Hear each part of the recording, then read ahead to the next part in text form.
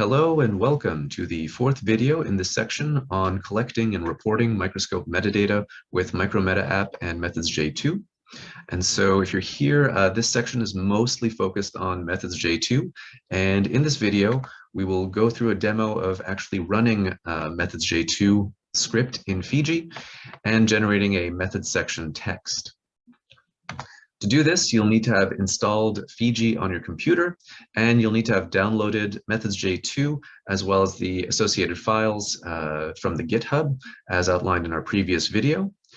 And with Fiji installed, the script, the demo hardware file, and the demo image will be able to run MethodsJ2. By running MethodsJ2, the script will prompt the user to input or validate critical information about the imaging experiment via a series of dialog boxes. And at the end, the script will output a draft methods text along with a table version of this information, which can then be copied and pasted into a manuscript and then verified for accuracy as well as syntax and grammar. So with all that, let's get started.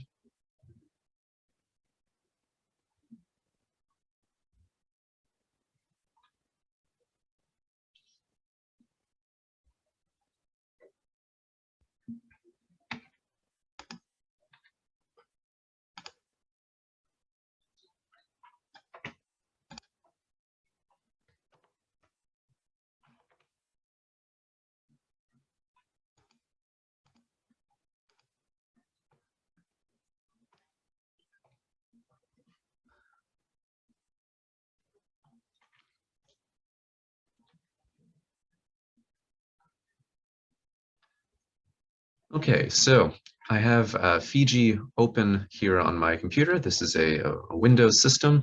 The layout on Mac will be a little bit different. These menus will be kind of in the top menu bar, but it will still be relatively easy to follow along. I also have here the MethodsJ2 folder that was downloaded from the GitHub and has been uncompressed or extracted or decompressed. So if I open it here, we have all the files from the GitHub, including the script, which is the first one that we'll use. So first what we want to do is open the script, have it open in a script editor window in Fiji. And so to do that, we can simply click, drag and drop the MethodsJ2 v12.python file into the main bar, the bottom part of the main Fiji window. And by doing that, this should open a script editor window along with the Java console that we can just close for now, and showcase and show the entire script here. So this is the MethodsJ2 Python script. You can click on language, the language menu here to make sure that it's in Python. If Python isn't automatically selected, make sure you click on Python. It is a Python or a Python for ImageJ script. If you can't drag and drop for whatever reason, you can also do this manually by clicking on plugins, new and macro. So plugins, new and macro, which will generate this window here. And then in here, you can click on File, Open, and then navigate to the MethodsJ2 folder. In my case, it's on the desktop. Yours might be elsewhere, of course, on your system. And again, make sure that the language is set to Python. With this going, you don't need to open the images or open anything else just yet. MethodsJ2 will prompt you for the image file and the hardware metadata file. And so if we're ready to go, we can simply click on the Run button, kind of at the bottom part of the script editor window. So I clicked Run, takes a couple of seconds to load, and we get the first dialog box. So welcome to MethodsJ2, a tool to help write materials and method sections for imaging experiments. First, the script will extract as much information as possible from the metadata image file, from the metadata of an image file. So first we will select an image file representative of our experiments. So for today, we'll use the BPAE file, the BPAE cells file, which is in which should be downloaded from the GitHub. So that's BPAE 3-color 30p 200 ms and so forth. It is a .czi file, so acquired on a Zeiss. And you can access this by either clicking on Browse and scrolling through your files, or you can drag and drop the file itself into the text input area here. Then we have a couple of other options, whether we display the original metadata, so that's the metadata that ImageJ detects, and also display the bioformats, so the more bioformats read Ome XML metadata, which we recommend just because it does give information that might help you fill in the dialog boxes. And finally, it does save a CSV file with all the input information. So we decide whether we want to save the data in the same folder as where the image is. So in this case, it would be in the MethodsJ2 folder, or if you want to select a different folder somewhere on your system, so you could save it to your documents folder. For now, I'll just save it in the same folder. So I'll click on OK. And when I click OK, there's a few windows that are going to pop up. It can be a little bit frightening at first, but we'll walk through this slowly. So there we go. So lots of things just opened. I will get back to the sample preparation information in a moment. So I'll just move this. So we have 4 other windows that open. One is a log. So this is just going to write down, log down all the information that we put in. This is just the ImageJ log. We can save it at the end if we want to. It gives us some indication of what's happening, maybe some error debugging.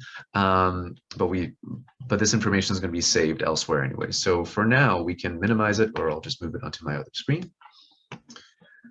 And then we have the ImageJ, the ImageJ metadata. So the metadata as read by ImageJ. So in this case, this is the Zeiss metadata in the Zeiss kind of format.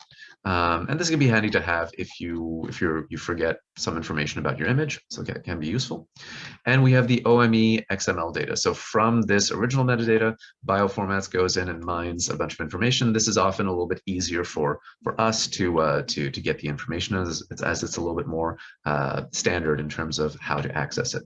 So you'll have things like objective information and detector settings, and a lot of the acquisition information is stored here as well. And finally, of course, we have the image that we opened. So in this case, BPA 3 color, 30p, and so forth, .czi. It is a single plane, single time point, 3-channel image. So the first channel is DAPI, the second channel is phalloidin, and the third channel is mitotracker orange. Then the other window that popped up is the sample preparation information window. So this is the first of the dialog boxes that we'll fill in. So here we're encouraging people to put information about their sample preparation. And so we can kind of fill these in as we see fit. Of note, this information is not going to be molded into text. It will simply be available. It's more to remind people of the information that's required. So the sample description, these are BPAE cells grown on cover slips and fixed with 4% para-formaldehyde. It doesn't have to be perfect just yet. This is, again, just to remind you of the type of information that's important. So these cells were labeled with DAPI, phalloidin, Alexa for 488, and mitotracker orange. The mounting medium here is Vector Shield. The cover glass is number 1.5 thickness cover slips. These are 18 by 18 millimeter cover slips. And the sample holder there, that cover glass is just mounted on a glass slide. So we'll just take a glass slide. And we can go in and get the manufacturer and all that information later, but this is just to remind you of the information that's required.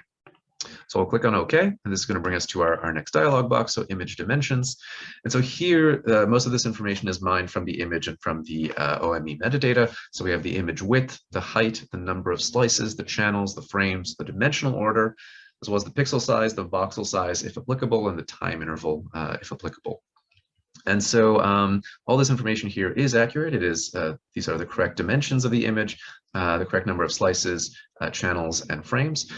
If there were a mistake, so for example, if Fiji read this as being 3 slices rather than 3 channels, then we could go ahead and just correct these as needed. Yeah, so this is user editable. Now, this is all fine, so we'll click on OK. And at this time, it will essentially prompt us to select a Micro-Meta App Microscope JSON file.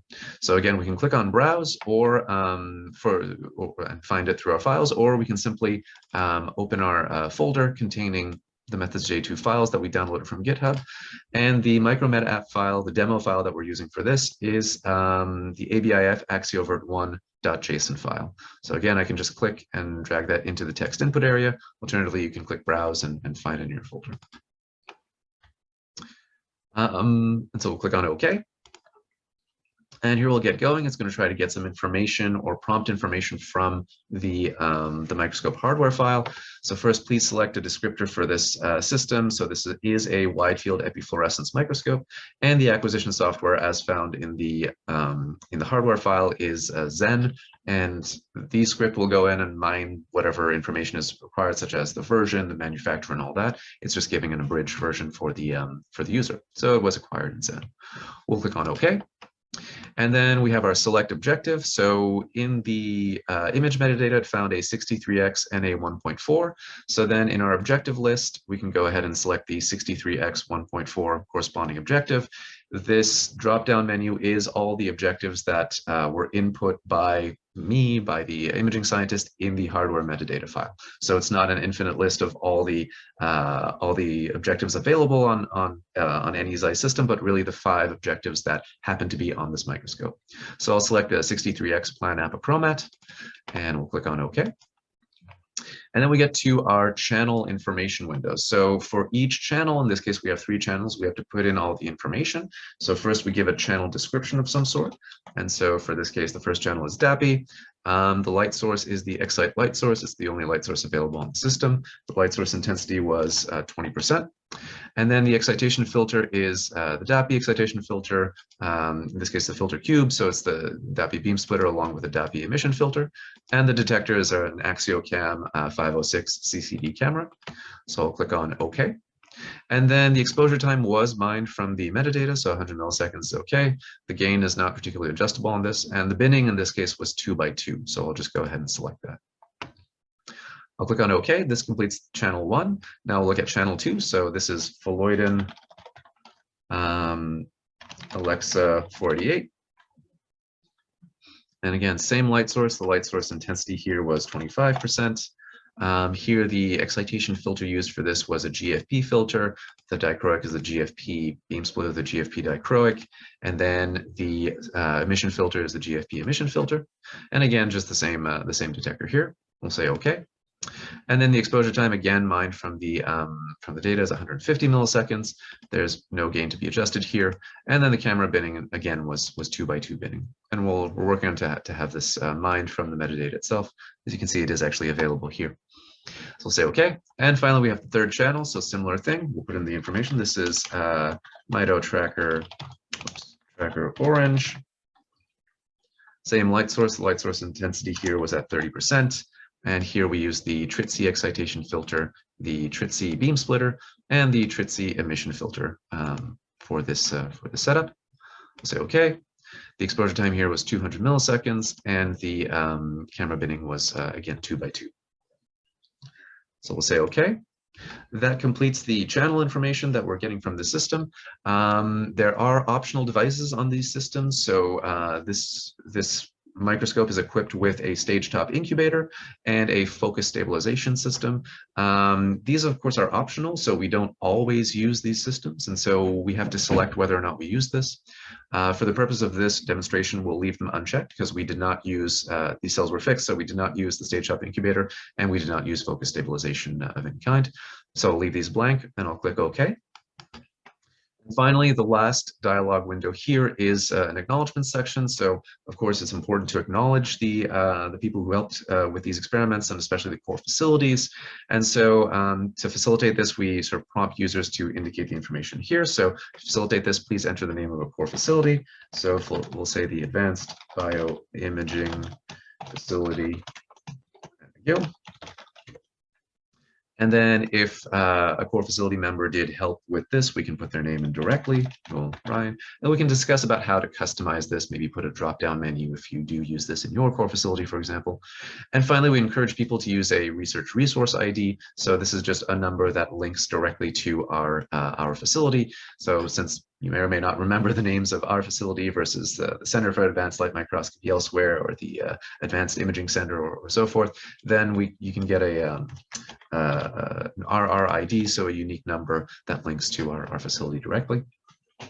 And that's it. We'll say OK. And we'll get two outputs for this. So the first is simply a text output here with a bit of a method section. It is, we can then copy paste that into a manuscript. And so we'll just get a new file here. So just in Word, we can copy paste that. And so here we have methods text generated with MethodsJ2. Please verify for accuracy and grammatical correctness. And here we get something something that looks like a methods section text. So images were acquired on an Axio Observer Z1 compound commercial custom modified inverted microscope from Zeiss, configured for wide field epifluorescence microscopy, controlled with Zen software 2.6 Blue Edition from Zeiss, equipped with a 63x and a 1.4 apochromat DIC oil objective from Zeiss, and so forth. For our channels information, it's kind of the same sentence structure that's repeated over. So DAPI was excited with an Excite 120 LED light source set to 20%, and wavelength selection was carried out with a G365 excitation filter, an FD395 dichroic mirror, and a BP 445/50 emission filter. Images were acquired on an AxioCam and so forth, and that same structure is then repeated for the phalloidin, so the next channel, as well as MitoTracker Orange. And finally, we have the acknowledgments here. So just a small sentence here that then can be copied and sort of reminds people to acknowledge the imaging scientists that help with their work. In addition to this, so this can be copy pasted, of course. This information is also saved in a table. So in whichever folder we selected. So in this case, we selected the original folder here. We should have a CSV file. In this case, I have two because I ran it more than once. And in this CSV file, if we load it, we have all the information that was input and found. So I'll just make the columns a little bit wider, a little bit easier to see. And so we have 4 columns essentially. So the first one is, we just called it label. So that's the kind of the nature of the information as it appeared in the script or as it appeared in MethodsJ2. So everything here from the script, the actual version, the date, the image file, as well as all the things that we put in, some sample description, sample preparation, and so forth. Image metadata value is all the information that was extracted from the image metadata. So you can clearly see the image dimensions, as well as what sort of system it was, what was the objective, the exposure time, etc. The user input data is all the information that the user either validated or input themselves. So in this case, for example, the image dimensions were found by, were mined in the image metadata, and they were not modified. So they were essentially input by the user, validated by the user. And then we have all the other information here that was manually input by the user, such as, well, the sample information. So the BPA cells, the mounting media, the sample preparation, so forth. And finally, we have the Micro-Meta App schema ID. So the schema ID in the Micro-Meta App JSON folder file is kind of the identifier for the components. So when we do write something, when we do for something that's called the Zeiss Axio Observer, that's in a that's the value of an object called inverted microscope stand.json. For example, the software is under an object called acquisition software.json. The objective is objective.json. So it just tells us where in the giant data table this information was taken. And that could be useful for sort of verification or if things change downstream. And that's it. That's the end of our demo. This is the information that's output by MethodsJ. We will of course run through this in class and, during the workshop, and we will take any questions and kind of explain with a little bit more detail kind of as we go and how you might want to use this, how you might modify this kind of as you use the system. So thank you, and we look forward to the workshop.